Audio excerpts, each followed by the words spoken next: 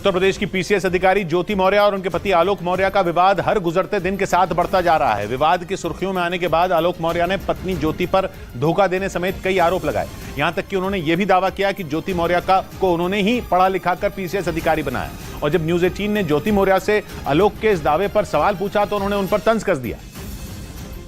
ज्योति Maurya sir वो पढ़ना चाहती थी सर, मैं उनको लेके इलाहाबाद चलाया।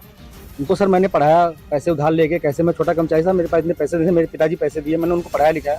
वो 2016 में सर 2016 में पीसीएस अधिकारी बन गई, एसडीएम पद पे चयन हुआ सर उनका। जब मैं एलकेजी में थी ना तभी मेरी शादी हो गई थी। आलोक ने मुझे बचपन से पाला पोसा है। ऑब्वियसली हस्बैंड वाइफ है तो एक दूसरे का सहयोग ही करेंगे भाई, पर सहयोग करने का मतलब ये नहीं है कि एक इंसान उस पद पे चला गया तो तुम उसे हमेशा टॉन्ट करोगे, प्रताड़ित करोगे, मेंटल टॉर्चर करोगे। और तो और आलोक मौर्य का आरोप है कि 2016 में पीसीएस अधिकारी बनने के बाद से इनकी पत्नी ज्योति मौर्य का रवैया बदल गया था। उनका यह भी आरोप है कि 2020 से ही वो किसी दूसरे आदमी के संपर्क में हैं, जिसकी वजह से उन्होंने न सिर्फ उन्हें धोखा दिया बल्कि उन्हें उनकी बेटियों तक से दूर कर दिया। जबकि ज्योति मौर्य ने आलोक पर उनके रिश्ते को तार-तार करने का आरोप लगाया। एक मनीष दुबे सर कमांडेंट, उन्हीं साथ उनका अवैध संबंध है। मैंने सर उनको 22 फरवरी को रंगे हाथ अपने आवास को पकड़ लिया था। से मतलब नहीं है, बट आलोक ने जिस तरह से हमारे 12 साल के रिश्ते को पब्लिकली तार-तार किया है।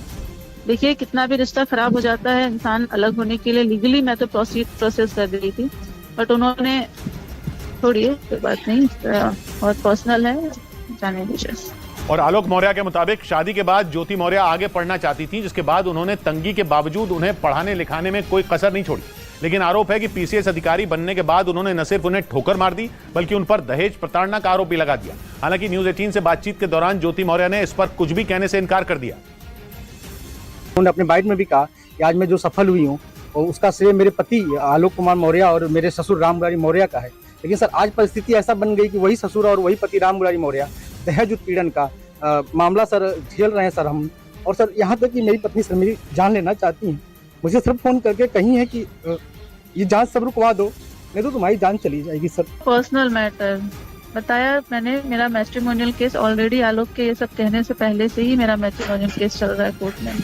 इस बीच आलोक मौर्य के बचपन के दोस्त ने पीसीएस अधिकारी ज्योति मौर्य के उस आरोप को गलत बता दिया जिसमें उन्होंने आलोक पर झूठ बोलकर शादी करने की बात कही थी।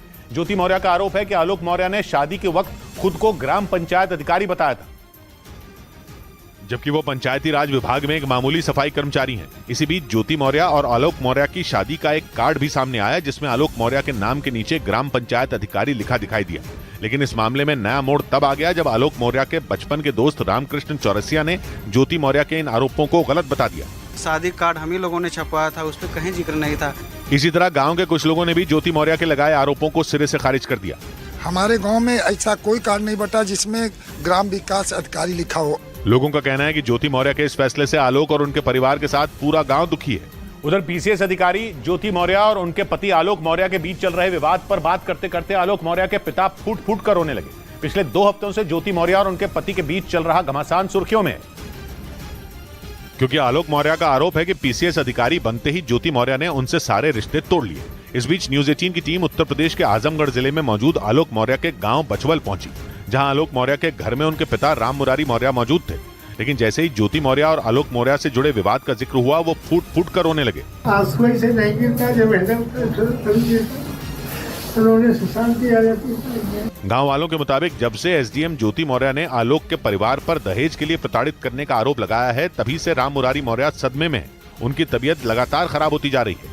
और गांव के लोगों का दावा है कि शादी से पहले ही आलोक मौर्य और ज्योति मौर्य के परिवार के लोग एक दूसरे को जानते थे, इसीलिए शादी के वक्त आलोक के झूठ बोलने और धोखा देने का सवाल ही नहीं उठता।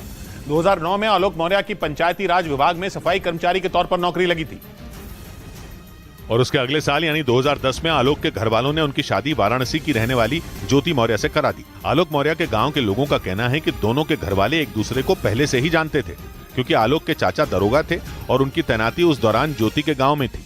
इसी वजह से दोनों परिवार एक दूसरे को अच्छी तरह से जानते थे और ज्योति और आलोक को भी एक दूसरे के बारे में सारी जानकारी थी। आलोक और ज्योति का परिचय पहले से था। आलोक के चचा उसके बगल में रहते थे, उनके परिवार के बगल में रहते थे। गांव के लोगों का यह भी कहना है कि आलोक और ज्योति दूर के रिश्तेदार हैं। दोनों का परिवार गरीब था और सब कुछ जानने समझने के बाद ही दोनों परिवारों के बीच रिश्ता हुआ था।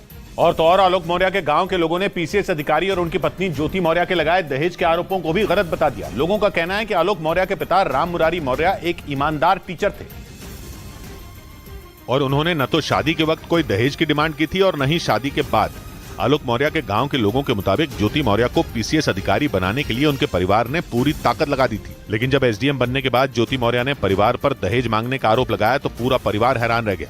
गांव वालों के मुताबिक आलोक और उसके परिवार के लोगों ने कभी भी ज्योति से पैसों की मांग नहीं की। एसडीएम बनने के बाद कोई डिमांड करता है 10 लाख या 25 लाख की कोई बात ही नहीं थी। गांव के लोगों की यह भी दलील है कि अगर आलोक को दहेज मांगना होता तो वो शादी के वक्त ही मांग लेते। इसीलिए शादी के 13 साल बाद दहेज के लिए प्रताड़ित करने का ज्योति मौर्य का आरोप बेबुनियाद है।